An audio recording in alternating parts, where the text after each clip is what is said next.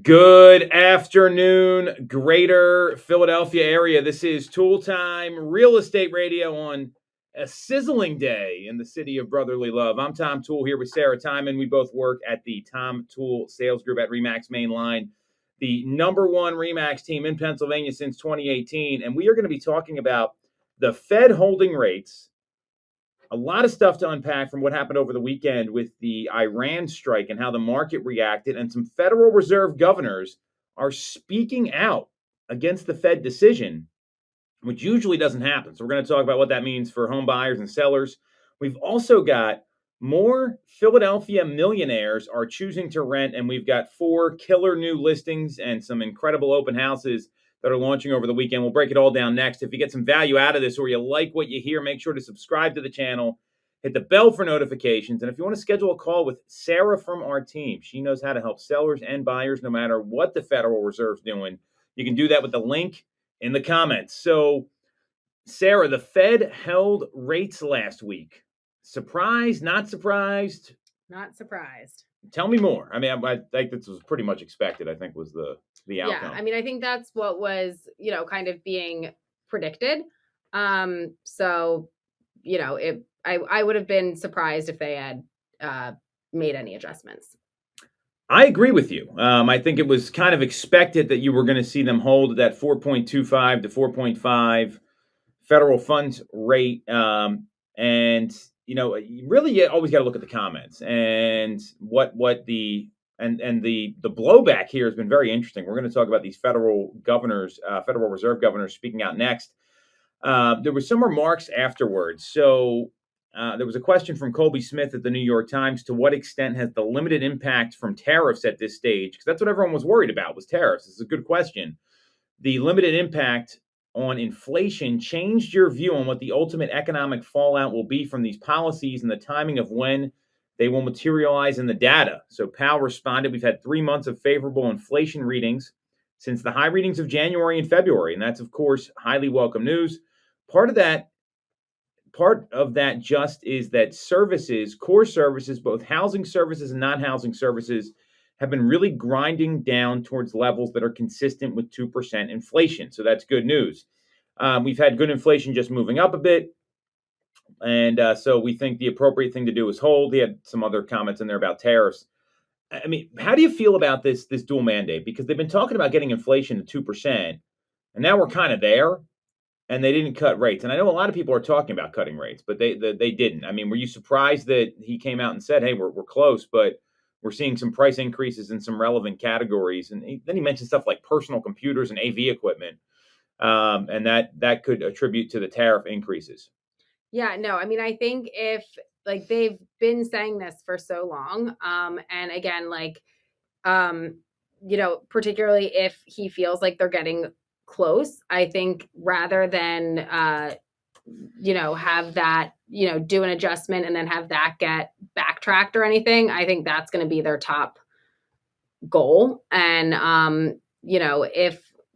I think at some point here this year, we will get a rate cut, but I would, again, it wasn't expected that it would happen for this last meeting. And, if they are close, I think the last thing they would want they want that, For sure. I think, there's a camp that feels the same way you do, that this was the right move to hold for now. Well, I don't know if it was right or not. I just feel like that's what where they were coming from. Well, no one knows if it's right. Right. The Federal Reserve doesn't know if it was the right move, to be very clear. So there was another question from Nick Timorous. So this is like the Adam Schefter of economic data. So I'm sure you know who Adam Schefter is, right? He's the guy who breaks all the NFL news on ESPN. Okay. Think whatever news the NPR guy that breaks all the news. I know you're a big NPR, whoever that is, right? I'm going to stop giving you these references that make me look like an idiot. So Nick Timorous, and he breaks a lot of economic data. He asked a question. You said that the policy's in a good place and that it's modestly restrictive. Given all the uncertainty you just talked about with tariff levels, uncertainty around the pass-through, is it price increases versus margin compression, some of the softest that was talked about in labor and housing data? Why would it be better to have rates at a more neutral setting as the economy heads into this period of high uncertainty? I think it's a really good question because everyone, you're hearing this a lot, right? the big thing people feel right now is they just don't know what's going to happen. I don't think anyone's worried about something specific. Is that right on? Is that what you're seeing in the field? Yeah. So Powell responded, if you just look backward at the data, that's what you would say. But that's not. We have been forward looking. And the next thing that every forecaster, every outside forecaster, and the Fed is saying that we expect a meaningful amount of inflation to arrive in the coming months, and we've taken that into account. So I think a backward looking look would lead you to a neutral stance, but we have to look at that. And because the economy is still solid, we can take the time to actually see what's going to happen. There's a range of possibilities on how large the inflation effects and other effects are going to be. So we'll make smarter and better decisions if we wait a couple months or however long it takes. So basically, it's like a wait and see approach. Yep. So when do you think we're going to get a rate cut? Are we going to get 2 rate cuts this year like they promised, Sarah? What do you think based on this press conference here? I mean, I think we'll get 1. I don't know that we're going to get 2. I think we're going to get the 2. Right now, the odds with the CME group, they're putting that the first cut's going to be in September. It looks like next month's going to be pretty neutral. I mean, I know that they're getting a lot of pressure from Washington. I mean, I don't know. This is ridiculous. Did you see they wanted President Trump called the chairman, Jerome Powell, too late in a social post, and he said he can save this country billions of dollars by shaving 2.5% off the Fed funds rate. I mean, that's ridiculous, if you ask me. I think he's just playing politics here. And, I mean, do you think he's getting influence? Because he lives down in D.C. Do you think there's political influence on him to hold the rates where they are, Jerome Powell specifically? I mean, because Because like it's not supposed to be political. It's not supposed to be. Yeah. I mean, I think politics has its way of working itself into most things. So to how much it's affecting his decision making, I'm not sure, but is it attempting to make? Yeah. Like, I'm sure there are people trying to influence that. And I'm sure to some degree that even if you're trying to like not have that factor in, I'm sure at some level, some of that's getting in there. Yeah, I agree. I mean, you live down in like Chevy Chase, Maryland. I mean, that's like the only people that live down there are like people that are politicians or lobbyists or whoever else. And you could argue that when they printed all that money during 2020, that was a politically influenced decision that the Fed made to inject all that capital. So, and Congress and senators, both sides of the house, they can't say no to money. I mean, those people, they'll just take anything they can get. I mean, that tends to be what happens. So, it sounds like, and Bill Pulte, the chairman of FHFA, he came out and said they should cut rates by 2.5. I mean, that's ridiculous. That's way too much. That would cause many more problems. Mm-hmm. Imagine if rates dropped that low, and like what the mortgage rates would have done if they would have cut 2.5 percentage points off the federal funds rate. Right. I mean, I think doing anything like that drastic, that quick, is just going to cause a frenzy. I agree. And so I don't have a problem like holding here if they were saying, hey, we're going to explore it next month. Let's see what happens. It just doesn't sound like they're really looking at anything until the fall, because they're not going to meet in August. They got a meeting in like 35 days in July. And what was interesting is they do the dot plot. So the dot plot, for those people that don't know, it's what everyone thinks. It's like the anonymous poll of what they think they should have done. Well, it was a varying dot plot. Usually everyone's kind of in line, but there was 7 of the federal governors, they felt they should have made a rate cut, and they don't tell you who it is, but I can tell you who 2 of them are. So the first one was Federal Governor Waller. He came out on Friday. This never happens, by the way. He said that he doesn't expect tariffs to boost inflation significantly, and he said that policymakers should be looking to lower rates as early as next month. And he also mentioned that most Fed policymakers prefer a wait and see approach. And he said that, basically, I think we're in a position we could do this as early as July on Squawk Box on CNBC. Now, that doesn't mean the committee's going to go along with it. And there was another Federal Reserve governor that came out and said the same thing. It was Federal Governor Bowman, also favoring July interest rates if inflation stays low. What do you think about this, Sarah? I mean, are you surprised to hear this one? And do you think the Fed should maybe be a little more open to bringing rates down sooner rather than later? Are they saying how much of a? I would imagine it's a quarter of a point. I mean, yeah. I don't think it's 2.5. Man, that's bananas. I mean, if normally no one speaks out and says anything, and now 2 people have publicly come out and said something. That makes me think there's a lot more chatter going on amongst them if like they're publicly coming out and saying that. And maybe there is like a level of frustration there of trying to, through the normal channels, have that heard, and it's not being heard. So they're going public. So, I would think that would be something they would want to kind of like, pay attention to.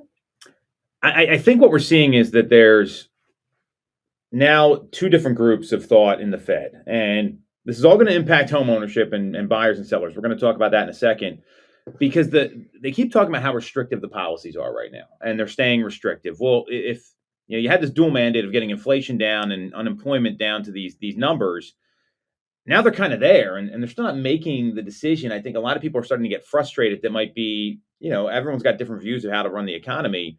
So it wasn't 7, excuse me, it was 8 policymakers expect to cut borrowing costs twice in 2025. There's 2 that expect it to happen more than that at the same time. And this is where the 7 came from. 7 in June, up from 4 in March, expect to keep rates steady in 2025. So that's a pretty big divergence of what we're expecting to see. And unemployment's been at 4.2%. It's expected to maybe even go up as high as 4.5%. The U.S. economy is expected to grow 1.4% in 2025, weaker than the 1.7% projection. And I think because of these numbers that are coming in, some people are maybe diverging from the weaker growth specifically. They're more open to, hey, let's make it a less restrictive environment to stimulate the economy. Yeah. So there's a lot we just talked about here, and then plus I think it was smart to be conservative, and it's easy to say this now. There was that Iran conflict going on, right? Like that was pretty bananas on Saturday night. Like I don't know what you were. I was watching the Phillies game, and then all of a sudden they cut the game, and I'm like, what is going on? I'm getting text messages from people, and that conflict was brewing for a while. And what was interesting is the market actually responded favorably because it didn't happen during the week. I don't know how much you follow this stuff. Okay. So oil prices went down a little bit. The market rallied. I think it was good it didn't happen during the week because it would have sent the market into a tizzy, and the market kind of chugged along. But that was like a big unknown what would have happened. So I don't think it's a bad thing holding, knowing that Iran conflict was going on. We'll see if the ceasefire actually holds. Right. I don't know. I mean, there's been a lot of talking back and forth, and when you have these uncertain times there, I think it does make sense to be a little conservative. So knowing that hopefully that's over with, I don't know that you can actually plan that or not. Right. What do you think this means for housing as we get into July, August, September here? Because there's a lot of stuff to unpack.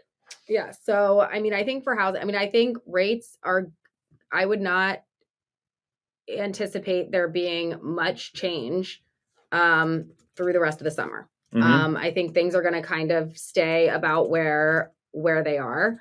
And maybe and it's kind of like things are going to like balance out a little bit there. Into the fall, like I do think that we'll have a rate cut. It would be great if we had 2. I know you're saying like the predictions are that there will be 2. Well, that's what they said they were going to do at the beginning of the year. My gut is that there is going to be 1. Okay. And that could very well be the case. That's not based off of anything other than that's just what I think is going to. We also talk about this every single week, Sarah. I mean, you're informed about this. Just because right. Just because they say one thing doesn't mean they're going to do it. Right. So like I think there will be 1. I think it would make sense depending on where things are at that it would maybe happen in September. I don't think it's going to be anything huge. I don't think it's going to be anything that really has a huge impact. So I tend to agree with you on the latter part of that, where if oil prices come down a little bit, I think that's a good thing for gas prices and all that. I don't think that's going to magically like make all this inventory appear, which is a concern. I think if anything, more people are going to hold off if they're a little worried about an international conflict or what the Fed's going to do. I don't see rates going anywhere. I mean, we saw rates tick down like a little bit. I'm talking like it's like 0.05 of a point. They were getting quoted at like 6.99 to 6.95. Yeah. Well, you don't lock in. You lock in at eighths. So it's probably 7 or 6 7/8 is what you're getting. That comes from a local lender that we do a lot of business with. And I see prices continuing to move up modestly, maybe 2 to 3% year over year, maybe 4 or 5% in some markets. And the volume of sales, and if you look at this is pretty interesting. So if you go to Bright MLS, I mean, we're basically flat for where we were last year. We saw that closed sales are up about 0.5% through the month of May. Pending sales are down 1.5%. Let's just call it even. I mean, you could argue that that's not anything significant. So I don't see the market changing much at all. I think it's going to be a grind like it has been. Also, what the market was like pre-pandemic. So, for someone looking to buy a home right now and they're worried about all this stuff, and they say, Sarah, we're just nervous about the Fed. We're nervous about the lack of rate cuts. We're nervous about what's happening internationally. What should we do? We're just thinking about holding out. What are you going to say to those people? What's your advice for them? I mean, I think that regardless of what is going on nationally or internationally, we never have a crystal ball, and there always could be something that comes up. So you're never going to be able to say with 100% certainty, this is how things are going, and this is what's going to happen next. No one knows that. So I think there's always some level of uncertainty out there for like what could be going on. Obviously, if there's like this conflict is, something that could be coming up, like that's more than just a complete unknown in terms of like, who knows what could happen tomorrow. But like if it's something that's kind of like on the radar. But I think you kind of need to be like, well, what happens if it doesn't? What happens if it does? Because at the end of the day, like you kind of need to, you can't be paralyzed and never move forward and do things because of all of the what ifs. Like you want to make smart decisions. Absolutely. You want to like plan for the future. You want to see what's coming up, but nobody can say what 100% will happen. And it kind of comes down to, is it the right time for you to move or not? And can you make everything work with what we know right now? So I agree with that. And I think you got to ask a lot like what if questions, right? Like what if, if there, let's say there was, a rate cut, would that make you buy? What if there wasn't a rate cut? How are you going to feel if you miss out on a property that makes sense for you? And for the folks that are looking to kick the can down the road a little bit and wait for the market to improve, I think it's a very dangerous thing to do, because what happens is if rates did come down, we all know there'd be a ton of buyers that would enter the market like immediately. So next thing you know, you're waiving inspections again, potentially. Maybe you're having to bid up on the property price rather than just maybe doing like a refinance down the line. So and then there's the folks that like have a home sale contingency, or they need some financial assistance, like a seller assist or something like that. And what we saw happen, which was very interesting, is that the down payment number stayed the same, but the percentage of people putting less than 20% down went up. 2021, 2020, you were like a leper if you did not have a 20% down payment. And even sometimes that didn't get the job done. So I think it's really important to focus on what's going to make sense for you as a consumer when it comes to buying a home, and realize like, it's probably never that perfect time to buy a property, but despite all this uncertainty, that may actually play in your favor. Right. And I mean, like if you're waiting for a rate cut, like by how much? Because we may get one, but it might not be significant enough to really do much. So like, then is it just holding out so that you could have gotten it at the time there was a rate cut? Because like at that point too, the price, like if the home you like is on the market now, I would not advise hoping it's still there in September and that maybe you got a 25, like a small rate cut, Well, and I mean, you got to look at the price of the home too. I mean, if there's a rate cut, like how much are you really saving on that? Right. And probably most importantly, what you said there is that there is an opportunity now to like not bid on the home the first day. Like that's very, like competition has waned a little bit. You look at the demand report, it's still a seller market where we are. There's no question about that. And at the same time, the market's moving slower, not slower. And that's something where there's an opportunity to maybe get the home that you want. Because there's going to be a lot of agents that are like mentally checked out all summer. Like they're not going to be working. They're not going to be calling their clients. They're not going to be calling their sellers. There's a lot of things that can happen. And if you can take advantage of that as a buyer, I think that makes a lot of sense. Mm-hmm. Let's talk about sellers. So what should sellers be thinking right now? Because it's not always, it's never a good time to buy and a good time to sell. So what do you anticipate with sellers who are looking at this uncertainty that we're seeing? How should they navigate things? I mean, I think that there's always going to be people that are motivated and need to move. So short of like something very wild happening where like everything is paralyzed, like the best time to put your home on the market is when you need to put it on the market. So yeah. I think there's like some like you want to strategize, you want to look at dates, you want to kind of like line up for like when things would potentially like work most in your favor, but also like, when you're ready is the time to put it up, and not like way overthinking it to where like, oh, it's only going to sell if I do it like this week. Well, what if the perfect buyer for you is ready the week before that, and then they get something else? Like you kind of have to, I think to some degree, just trust the process and trust the steps that the listing agent is going to make on their end to make this a successful launch, to make sure it's properly marketed, to make sure it's getting out to the right agents and that like eyeballs are getting on it.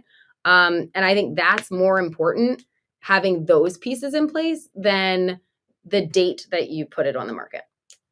I totally agree there that the timing's got to be right for you. That's like, and we said this to people in meetings, like they're like, what should we do? Well, first off, is it right for you? That's always the first question. Here's some stats I'd be aware of. So as a home seller, I'm looking at, all right, showing volume may be a little less than where it was in May or even in April. The people that are looking now, they're not out there like browsing. They're typically out there looking to transact. And you see that around the summertime. You see that in around the holidays. And then you get these kind of browsers, these looky-loos that come out in the spring season. So anyone looking for a home, I'm clear, is pretty serious. And you've got a pocket right now of people who are like, they need to be under contract before the school year starts so that they can register. Like you don't have to have settled by then, but that you need to register for the school, you need to be under contract. So I can think of like multiple clients right now who have been, I don't want to say casually looking, but they've been looking for a bit, and now it's getting more into crunch time because they want to have something secured to be able to register for school. Well said. And I think people don't know that. How shocking is it that people don't know that? They have kids in school and they don't know what they need to get their kids registered for school. Right. It's such a valuable point. Median days on market right now is 23 days. So if your home's not selling in the first week, it's okay. It's okay. Don't freak out would be the advice. Now, a lot of agents, they don't explain this stuff. They don't share this with their clients, and it's really important to do that. On average, it takes anywhere from 6 to 10 showings to generate an offer. Now, that's the average. The high end, we're going to talk about the high end in the next segment here. It's going to take more. It takes longer for those homes to sell. So we're seeing that, and that's up, to give you some perspective, 3 days from the same time last year in June of 2024. So now it's up like 10, 11, 12, whatever the number is, north of 10%. So you're seeing that we know how many showings it takes. We know it's taking longer. We've also seen the average list to sales price ratio drop below 100% for most places. It's like 99.6. Last year it was 100.6. So homes are still selling right at the asking price, but they're a little less now. Yep. So maybe that rather than like that little bit over, it's going a little bit under. Like you're still, in the grand scheme of things, you're basically getting it's coming in. In 2019, it was 94 to 96%. So you're doing better.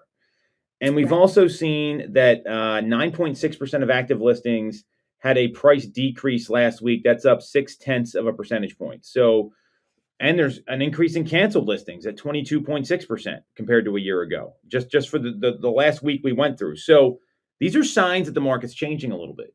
So what that means for a seller is don't panic. Don't panic. This is what the market was like in 2019 when it was still a good time to sell a home. it's not going to be like that 2020, 2021, 2022 market where, let's face it, like a dumb agent could sell a property. Mhm. I mean, think about all the people that aren't in real estate anymore that were selling real estate then. You're like, how in the heck are these people agents? So, and this is all local data. So we're seeing that the market is normalizing at a high level. And that's not a bad thing because Right. it gives you more time as a buyer to figure out what you want. You're not having to make the decision like in the car when your agent's staring at you through the windshield when you have 5 minutes to go. Like it's a little less pressure. And you're able to make still, and the market still moves fast, but this is what the market was like. And these are big decisions. So I think for sellers, you just need to have the mindset of like, if this doesn't go in the first weekend, that doesn't mean there's a problem. That doesn't mean there's like, sometimes the hardest thing to do is to just do nothing. Like in terms of like, go and as an agent too, one of the hardest things to do can be because like you want to get this home sold for your client, especially like if your client is nervous and is like, why hasn't it sold? Why haven't we gotten more showings in the row? Like you want to bring them options for like, all right, we could do this right now. We could do this right now to try and like get a result right now. But like sometimes the best thing to do is say like, we know we are expecting that it's going to be on the market for, a certain amount of time before we get the right offer, the right buyer. And doing something too soon is, while you're doing something, can sometimes be worse than just breathing. Well, and I look back at case studies so many times, and I want to hit on something you said about 4 times there, which is don't panic, which I love, and don't like preemptively act because that can hurt you if you're talking to a seller or you're a seller yourself and you're in this position and you're getting like some activity and it seems like it's like we keep getting close, that's all the more reason to stay the course rather than make a price decrease or a price adjustment a little too soon, because then you kind of give away some negotiating power there. And sometimes the offer comes in and you're like, wow, I would have just taken this right away. You can grab an extra $10,000-$15,000. You can do some things a little differently. That's going to really help you. So that's where you really got to be careful, in my view. And you said don't panic about 3 or 4 times there. So just tell me more about what that means to you at being on the agent side and also being on the consumer side. So, I mean, I think for the consumer side, they're getting things, maybe their neighbor sold their house 2 years ago and it went in a weekend. They're going to be getting a lot of noise from a lot of people that are not in the industry saying things like, oh, you should get more than that. You should, it should have already sold by now. It should have like a million different things. I think you need to lean on the advice of the expert, right? And kind of take that take that a little bit more seriously than, I guess, just like be aware of the who's giving you information, because it's really, anybody can have an opinion and anybody can say anything about anything, and it doesn't mean that that's going to be helpful to you. So you want to be like aware of what you're kind of like holding on to as far as like noise goes for what's going on. I think you need to kind of just like lean on the data for like, if you're still having showings get scheduled, you're still on people's radar. So that's great. You need to look at the feedback that's coming in, because people will sometimes give reasons for why this home isn't for them that are completely outside of your control. It's too far from work. Well, can't do anything about that, so we want to be like reading those, the feedback, and kind of seeing, are there things that like are things that we should be looking into, or are these things that like we can't do anything about? And then keeping in mind the average days on market. So if you're below the average days on market, I don't think that there is a reason to be super nervous, unless if during the conversations that you had prior to listing the home, let's say you went with that aspirational number, and the conversation was had at the time of, sure, we can test the market at that number. Well, if you're either not generating the showings or the feedback is saying it's priced too high, that's something that maybe you don't need to wait for it to hit the, if you don't need to wait 23 days to do something in that case, because you knew you were kind of like testing, you were trying a certain strategy that maybe that needs to be adjusted. But if otherwise that's not the case, I think you just have to give it a little bit of time and just breathe.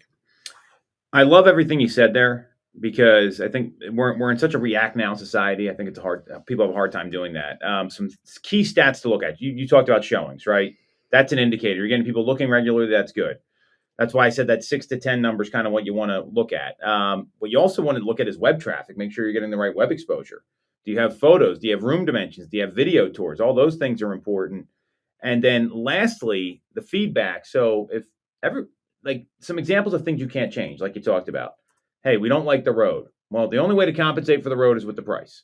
We don't like the condition. The only way to compensate for that is with the price, unless you want to go in and renovate it, which doesn't make sense. So that's where it's important having, and you do a really good job with this with your clients. You have hey, I'm going to talk to you every Thursday at 3:00 and let you know everything that's going on, rather than trying to piecemeal it together. And that builds certainty with your clients to help them understand, hey, I've got plenty of time to discuss. I don't need to get answers right away. And there's a lot of things that happen behind the scenes. So, and then one of the conversations that I've had with clients before too is, if feedback comes in that seems positive, or if I've been having conversations with agents, there's an appropriate level of how often and when to follow up before it's too much, right? Because as your agent, if I am listing your home, believe me, I want to talk. Any agent that has expressed interest, I want to be calling them. I want to be talking to them. I want to be figuring out, can we get this deal together? What you don't want to do is be so much that the agent on the other side is oh my God, you need people need time to make decisions. They need, who knows what the buyer's work schedule is and how often they're able to talk to their agent. So you want to be proactive. You want to be following up. You want to be on top of things, but you also need to let things breathe on that side as well. In order to not turn them off. Yeah. Well, and I think there's, you got to play it a little bit cool. Well, I think it's professional communication. Yes. Playing it cool is important, but you think about people's communication patterns, and this is something they should really teach at real estate school. And as a seller or a buyer, you want to make sure your agent's not going to be freaking out the same way, because that can kill deals. And I know for a fact you've gotten offers accepted, you've got homes sold. We just sold a rather large one because we had good rapport with the agent. We knew how to follow up with them.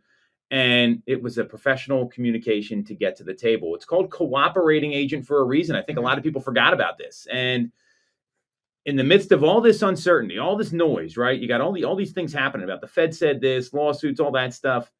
This is what really works in real estate. Right.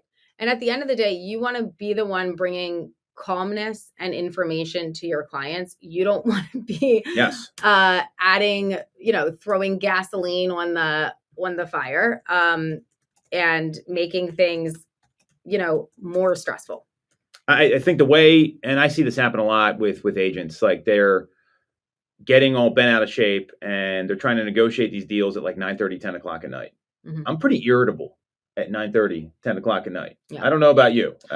Right. Yeah. I mean, I've also there's the right time to do this. I've had to do them at that time before, when there's the deadline date is in there, or if it doesn't get done tonight. Cause I've also had it happen where you give the benefit of the doubt for okay, it's late. Well, I'm not going to make you run out and get this signature. I'm thinking of one thing in particular where there was we had agreed to something, and the agent, I think it was winter, it was snowing. It was 9:30 at night. The listing agent was not using electronic signatures. The agent was going to have to run out and get we were waiting on an initial. And I was no, you don't have, you don't have to do that. Well, what do you know? Between the next morning, somebody else got something in And we ended up not getting the house. And I was like, should have made her run out at 9:30 at night. And I think we've all had that happen to us before. But what I'm talking about more so is like the offer submission, right? Yeah. You're getting ready to submit an offer at 9:00 at night. There's no difference between sending it to the listing agent at 9 p.m. at night than 8:00 in the morning. Right. And I think you got to pick the times to bring the urgency to the situation. Yeah. And that's not always the case. I mean, you have to, but if you do it all the time, your clients are going to be stressed out. They're not going to want to work with you. Right. Like there is a time and a place. Like if you're having a 9:30 p.m. phone call, you want it to be for a reason and not just like, oh, this is the normal time I write offers. Yeah. Well, and then you're opening yourself up. And then, I think some people that's not going to be for them. Like it's so there's a lot to unpack here, but I think the most important thing that you said, Sarah, and I love this, is let's bring calmness to the transaction. Let's bring some professionalism. There's going to be a lot of uncertainty. There always is. And you don't want to be the reason for stress. You want to be the one that's bringing, and you're not always bringing good information to people. You're not always bringing happy things. But you want to be the one that's, this is what's going on and this is what we can do, and giving them a chance to make a decision. You don't want to call all panicked, like, oh my God, da, da, da, da, da. Like that just makes it feel like you don't have a handle on the situation, that they don't have a say in the situation, and that like everything's on fire. Yeah. Imagine if your doctor called you like that with some bad test results, right? I'm serious. Imagine if your accountant said, oh my God, you owe the IRS all this money. I mean, that's not what professionals do. And that's one of the reasons our mission and our team is to be the easiest place to sell and buy real estate, because you don't need any stress from us. You got enough stress with movers, renovation work, everything else. So, and I mean, I'd be lying if I said I have my stressed out moment before I call. Yes. You got to get that out of your system. Like, it's not that it doesn't like affect me or that I'm like always calm, cool, and collected. It's like, I have my like, and then I call. Sometimes we'll have the stressed out phone call, you and I, and then we come up with a game plan. And you know what? That's what being a professional is all about. Of course, we don't like delivering bad news. Yeah. And when you know how to like deal with it, it makes everyone feel a little better. Like you can it's okay to be stressed. They don't want you acting stressed, right? When it's also like you can feel it on the other side, like when you're working with the other agent too. It just calmness brings calmness, and chaos and stress brings chaos and stress. I've had deals that have been tricky, but did not feel like anxiety because the agent on the other side, we had the same goal, and sometimes unfortunate situations come up and things that need to be negotiated out. And when both sides are like calm about it, it just makes everything so much better. I hear you. So great advice there. Let's take a quick break. We're going to come back and talk about why more and more Philadelphia millionaires are choosing to rent. And there's some trickle up or trickle down effects here. We'll break it down next on Toole Time Real Estate Radio. All right. Welcome back to Toole Time Real Estate Radio on WWDB-AM. I'm Tom Toole. She's Sarah Tymon, and we both work at the Tom Toole Sales Group at RE/MAX Main Line, the number one RE/MAX team in Pennsylvania since 2018. And we are talking about this new piece of data that came out, why more Philadelphia millionaires are choosing to rent. And we've got 4 killer new listings coming to the market, as well as a couple open houses we're going to share with you. If you get some value out of this or you like what you hear, make sure to subscribe to the channel, hit the bell for notifications. And if you want to schedule a call with our team, you can do that with the link in the comments. So, Sarah, does this surprise you that more Philadelphia millionaires, more and more, are choosing to rent? I was a little surprised by this, and let me just give you the data. So, and it's a small sample size, but as of 29, there were 22 millionaire households in the Philadelphia market that were renters. That number ballooned to 102 as of 2023, according to a report by Rent Cafe analyzing U.S. Census data. That was the 8th largest jump in the nation during that time span, and coincided with a surge of new luxury apartments in Center City, as well as a lot of luxury apartments being built even in places like Ardmore and outside of that. The number of millionaire earners or $1 million earners also surged during the COVID-19 pandemic, and the number of millionaires who own homes in the Philadelphia market roughly doubled from 878 to 1,839 from 2019 to 2023. So is this surprising to you? I mean, just give me your initial reaction here. Wait, it jumped from 22 to 102 over a 4-year period. Of just people who millionaire households renting who were renting versus they owned a home. Yeah. Now, and did it say is other cities having the same? This was the 8th largest jump in the country. Okay, so it happened more so here than in other places. Yeah. Okay. Yeah. That is interesting. I wonder if some of it is people that sold their home, like that's a good point. Like maybe they sold and now they want to like downsize and rent in the city. Like, is it like ages would be interesting to know here if it was like, or I guess also like younger people that like just have never owned before and just like don't want to get into buying and like they just want to rent. I feel like the least likely number would be the age gap that like you're 40 and you've owned a home before and now you're choosing to rent instead of own again. I think you hit on some great points there. People maybe not having their property ready that they're going to move into, right? Or someone downsizing, they don't know where do they want to go to next. I mean, that's all very real. I think that's pretty smart. I look at this and I think of some of the, even the folks that you've helped recently, where they're buying these $1 million properties and they're buying high-end residential properties.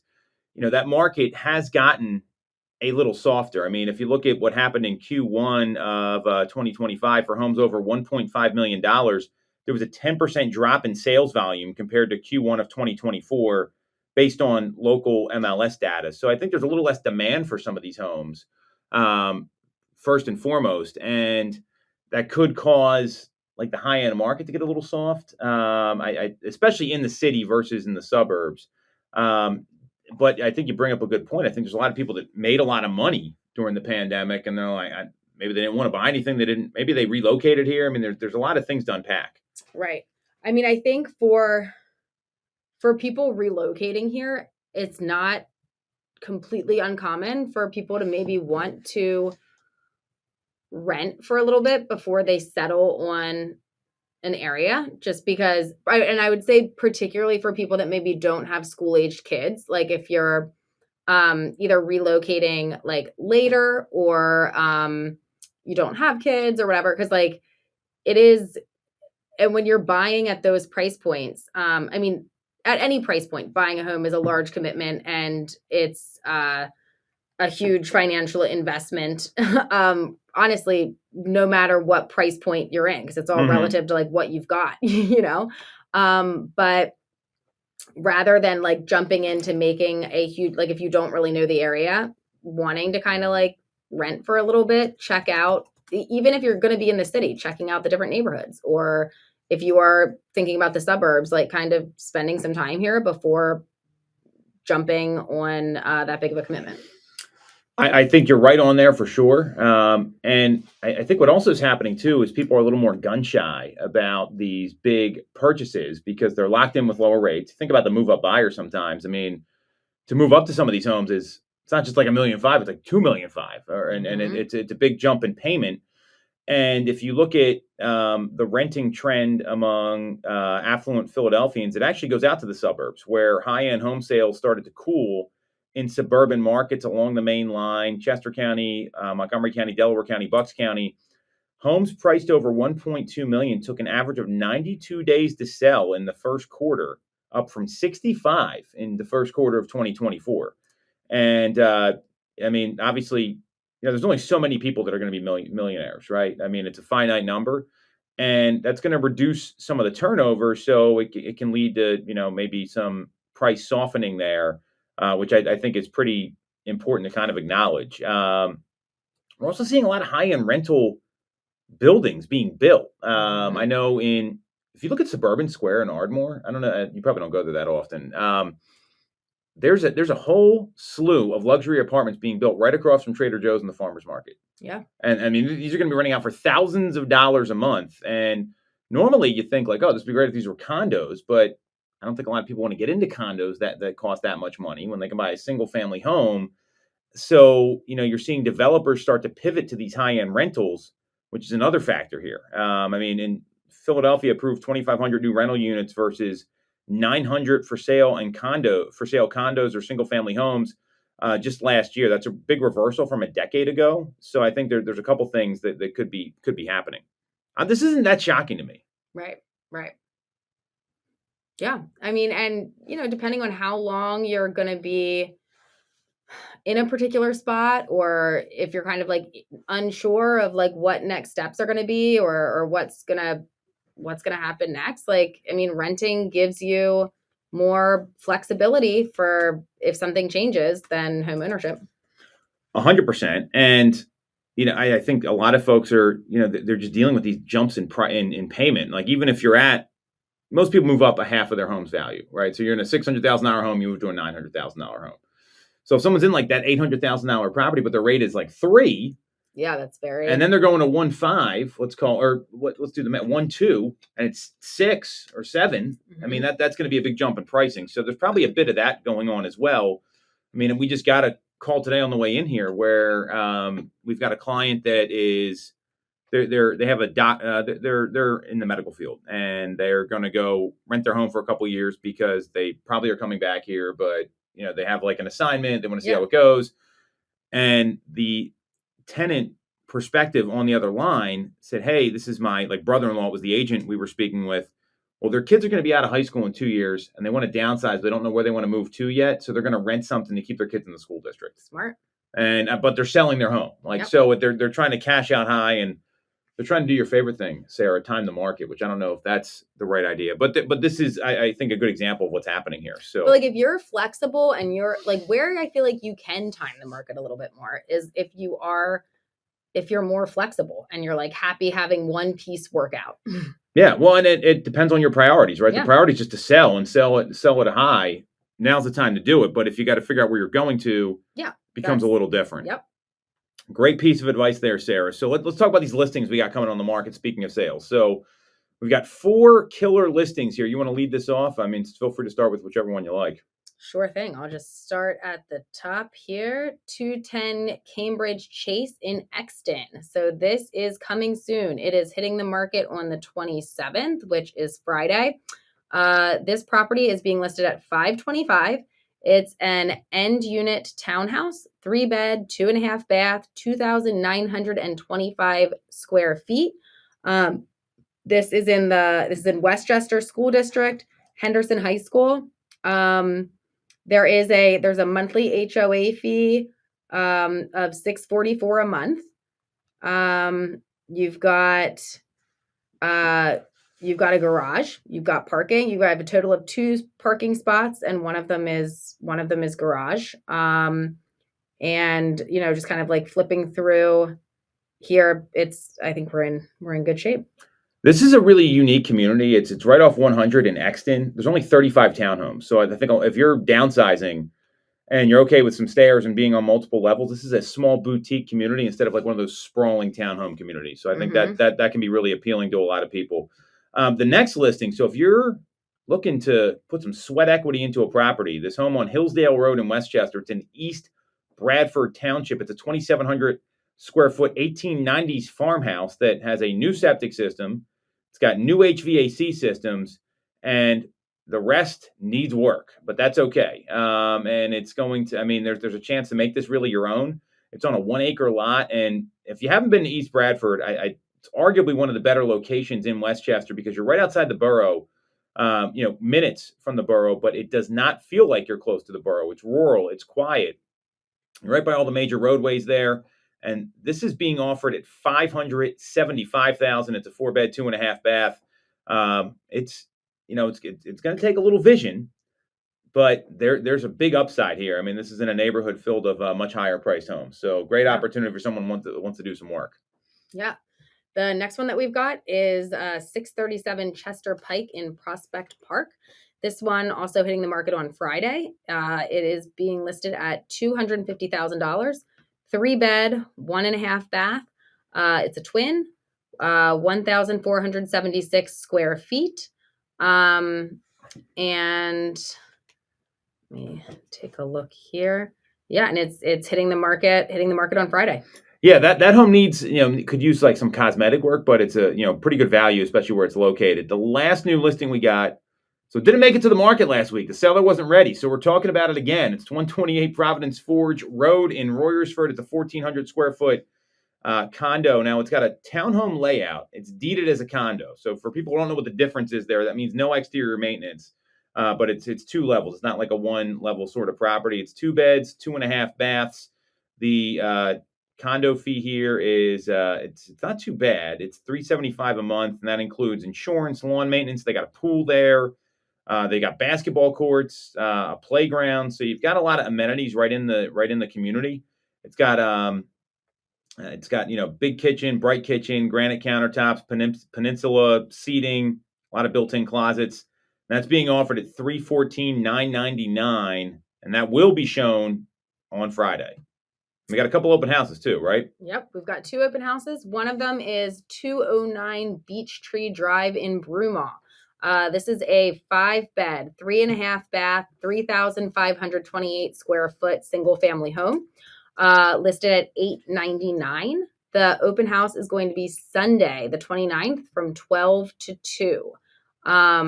So that'll be a great opportunity to get in there. This is definitely a home that has great bones, good layout, and a very solid house. There's a 5th listing. It's open Saturday, Sunday, 1 to 3 p.m. It's on 87 Vermilion Lane in Levittown. So this is a 4-bed, 2-bath, 1,500 square foot cape, asking $420,000. It's got a 1/4 acre lot, really well maintained, great shape. And that'll be open Saturday and Sunday, 1 to 3, and that's right off of Route 1. You're very close to a lot of local amenities up there in the Fairless Hills area. So that's what we got this week, Sarah.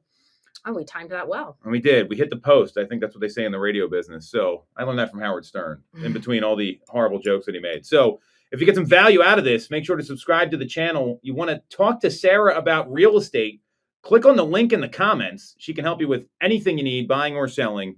And if you want to follow her on Instagram, it's Ty_Time. You can follow me at Tom Toole 3RD. And we'll be back next week on Toole Time, Real Estate Radio on WWDB 860 AM.